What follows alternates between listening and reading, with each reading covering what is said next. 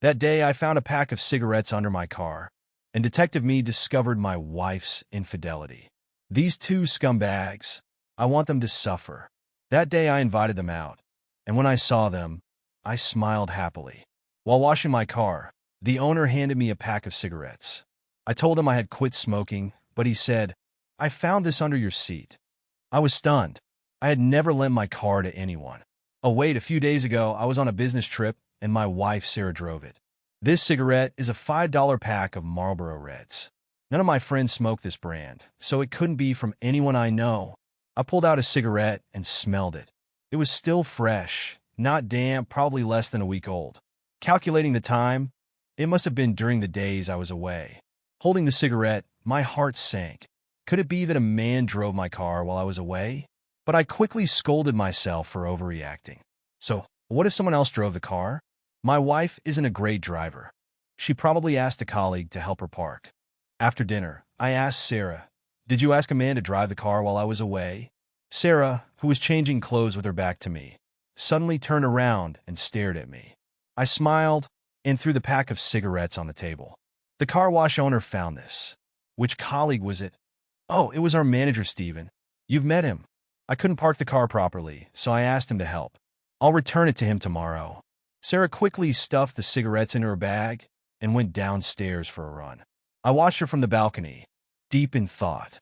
I remembered Steven smoked Black Devil cigarettes, and as a mid-level manager, he wouldn't be smoking a $5 pack. Only smokers would understand these details, which my wife wouldn't. I suddenly felt something was off. Even if she asked someone to help park the car, why lie about it? Thinking it over, I decided to check the car's dashcam footage to see what really happened. But when I checked the memory card, the recordings from the days I was away were missing. It was clear someone had deliberately removed the memory card during those days. This confirmed my suspicion that my wife was hiding something from me. I ruled out the possibility that Sarah lent the car to someone else. Her family has their own cars, and there's no need to borrow mine. Besides, if she did lend it, there was no reason to hide it from me. I'm not the type to make a fuss over such things. The only reason to remove the memory card was to prevent me from seeing or hearing something. So, my priority was to find out who this man was. I figured that since Sarah removed the memory card, the car was likely driven by the man most of the time during those days. If he drove her to work, he would have dropped her off at home. Our community logs every car that enters or leaves at the security checkpoint. Determined, I bought a pack of expensive cigarettes and headed to the property management surveillance room. It was late, and only one person was on duty, an old acquaintance named Jake. This made things easier. I knocked on the door, and Jake, who was watching short videos on his phone, quickly put it away when he saw me. "Alex, what brings you here?" he asked. I patted his shoulder and joked. "Caught you slacking off at work, huh?" Jake looked embarrassed. Before he could say anything, I handed him a cigarette. "I need a favor. I found a scratch on my car, probably from the barrier gate. I can't tell if it happened on Monday or Tuesday, so I need to check the surveillance footage." Jake hesitated, worried that I might file a claim with the property management, which could get him in trouble. "I don't think the barrier gate could scratch your car. It might have happened elsewhere." I reassured him, "Don't worry, I just need a photo for the insurance company. I'll take a random shot that looks like it and send it to them." Jake relaxed and agreed to help. I slipped him $50, and he became more cooperative. "Just don't tell anyone," he said, and pulled up the footage from the past few days. My car entered the community around 6:10 p.m. each day. Jake showed me the footage from the entrance camera, and I took a few photos for the insurance company. I gave Jake another cigarette and thanked him before leaving. As soon as I stepped out of the surveillance room, my expression turned serious. The footage clearly showed a man driving my car, with Sarah in the passenger seat. They arrived home about 20 minutes later than I usually do, meaning either Sarah picked him up or he picked her up. Due to the camera angle, the man's face wasn't clear, but his hand was visibly resting on Sarah's leg. My mind went blank. It was clear that my wife, Sarah, had a problem. With the time they entered the community, I could easily check the footage from downstairs, but I didn't want to make a scene. Jake still thought the man was me, and I didn't want the whole community to know about my wife's affair. I noticed the man's clothes looked familiar. I went downstairs and smoked half a pack of cigarettes, trying to figure out their relationship. After all, we were married, and even if we separated, it should be done with dignity. Looking up at the balcony, I wondered how much longer I could stay in this home. Suddenly, I had an idea. Sarah's workout clothes were hanging on the balcony. They were reversible, and when flipped, they matched the man's outfit. Could the man be her running partner? I quickly checked Sarah's Instagram. Fortunately, she didn't post much and had no privacy settings. I remembered she once posted a group photo with her running buddies. After scrolling through a few pages, I found it. The photo showed 5 people, 3 men and 2 women. Sarah and another woman were squatting in the front row, and the man behind Sarah looked very much like the one driving my car. He was short but fit, with a youthful face that modern women liked. The photo was taken a year and a half ago, before we got married. If it was him, I didn't dare to think further. To get to the bottom of this, I decided to hold off on confronting her and gather more evidence. I acted as if nothing had happened, even asking Sarah for intimacy that night. She said she was too tired and suggested another time. I chuckled to myself. A few days later, I guess she had forgotten about the cigarettes in the car. So, on the weekend, I took her to the mall. I walked into a sports store, tried on a few pairs of shoes, and asked the sales clerk if there were any discounts for bulk purchases, like 50 pairs.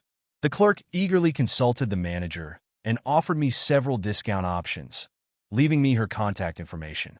Sarah overheard and asked why I needed so many shoes. I told her my boss wanted to organize a marathon for team building.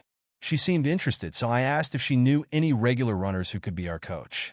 Sarah got excited and offered herself, but I said it had to be a man, as most of our team were men, and it would be awkward if she didn't charge for her services. She agreed to ask around.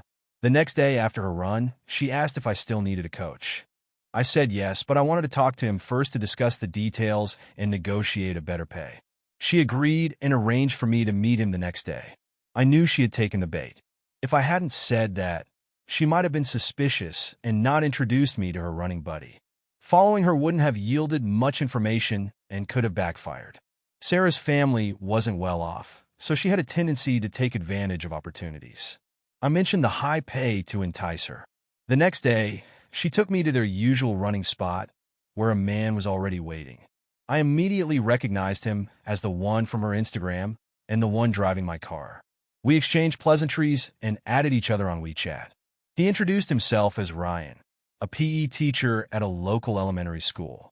I praised his qualifications and promised to negotiate a higher pay for him.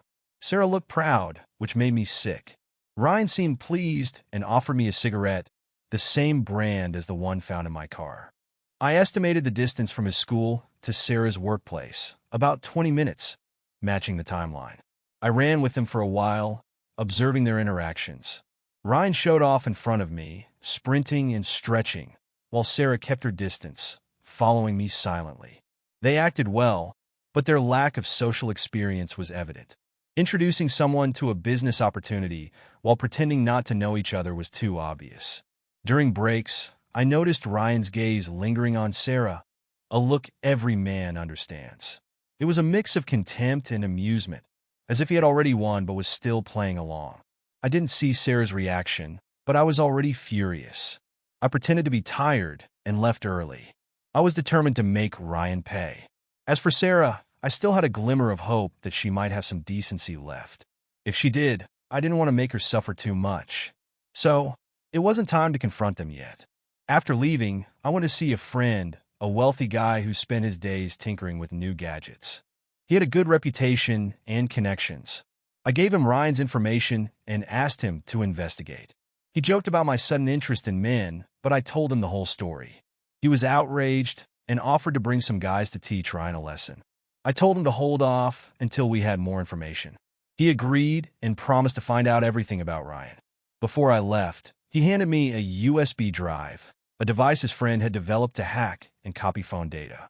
I thought it was useless, but now it seemed like it was made for me. I joked that all my luck and love had been used up on this. When I got home, Sarah was already there. She asked where I had been, and I told her I visited my friend, who had recently made a lot of money from a new investment. She was excited and asked if I could join. I said it looked promising, and she praised me, even hinting at intimacy.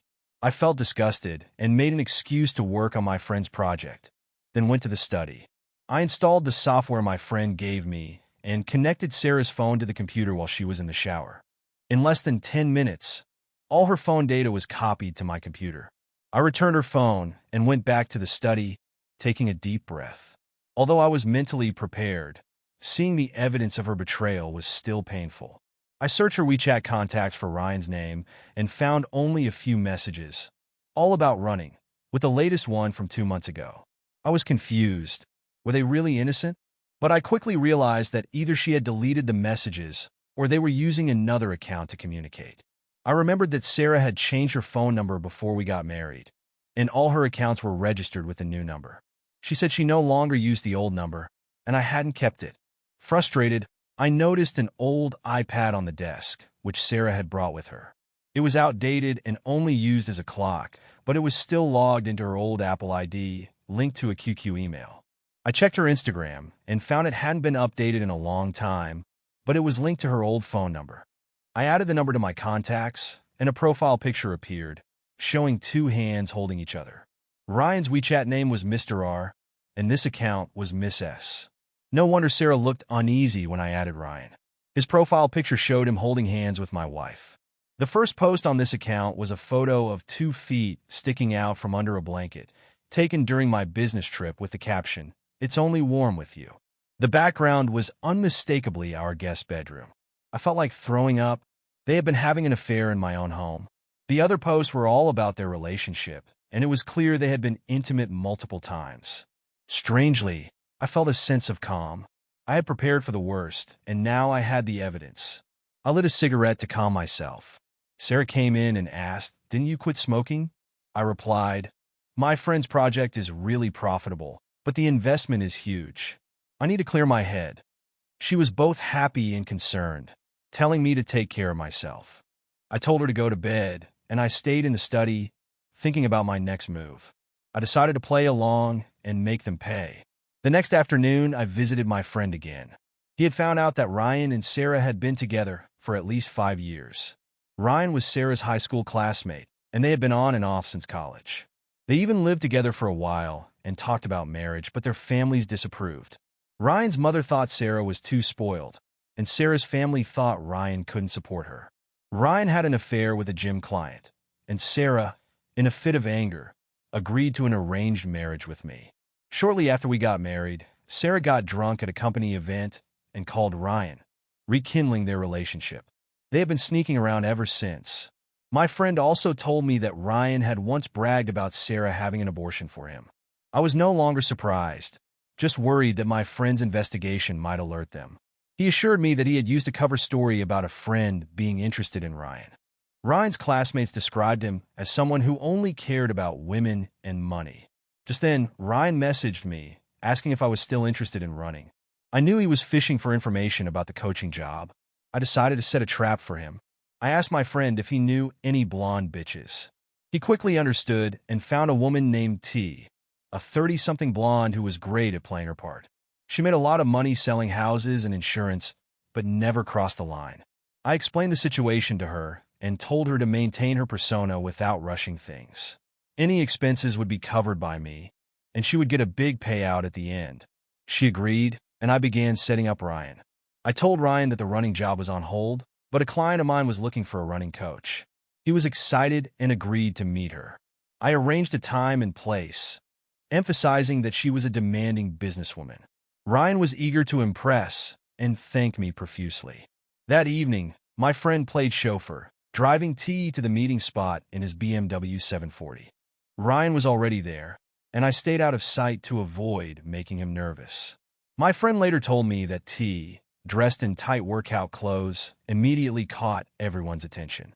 She was cold to everyone except Ryan, who she treated with warmth and admiration. Ryan, who had never experienced such attention, was thrilled. After some flirting, T offered to pay Ryan, but he refused, wanting to impress her. They agreed to meet again, and Ryan was on cloud 9. Meanwhile, I continued my plan with Sarah. I told her that my friend's investment project required $200,000, and I had already sent him $50,000. We needed to come up with the remaining $150,000. Sarah was anxious and asked how we would get the money. I suggested mortgaging the house, which made her uneasy. The house was in my name, a premarital asset, and she had always wanted her name added to the deed.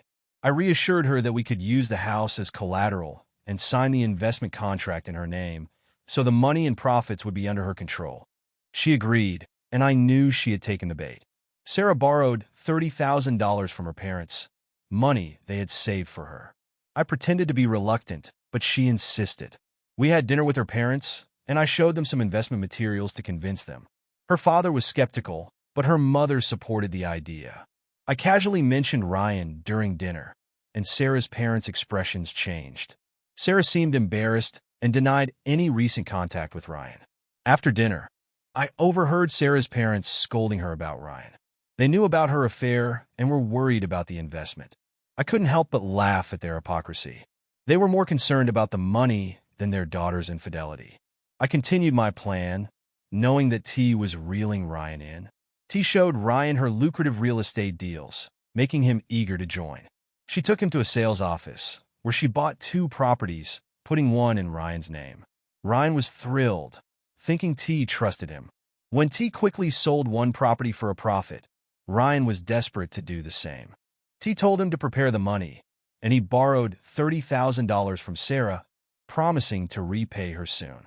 I told Sarah that my friend's project was delayed, but we could still add her name to the house deed. She was hesitant, but I insisted. Meanwhile, T delayed selling Ryan's property, making him anxious. She finally agreed to meet him at a hotel to discuss the details. I sent Sarah the hotel room number, and she caught Ryan in a compromising position with T.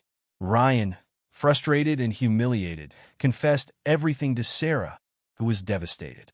Sarah returned home, trying to hide her bruises and acting overly affectionate. I pretended to be concerned and asked about the money. She finally admitted that she had lent it to Ryan, who had lost it in a failed real estate deal. I suggested confronting Ryan at his school, and Sarah reluctantly agreed. Ryan, cornered, revealed that the developer had run off with the money, leaving him with a huge debt. He blamed me for introducing him to T, but I denied any involvement.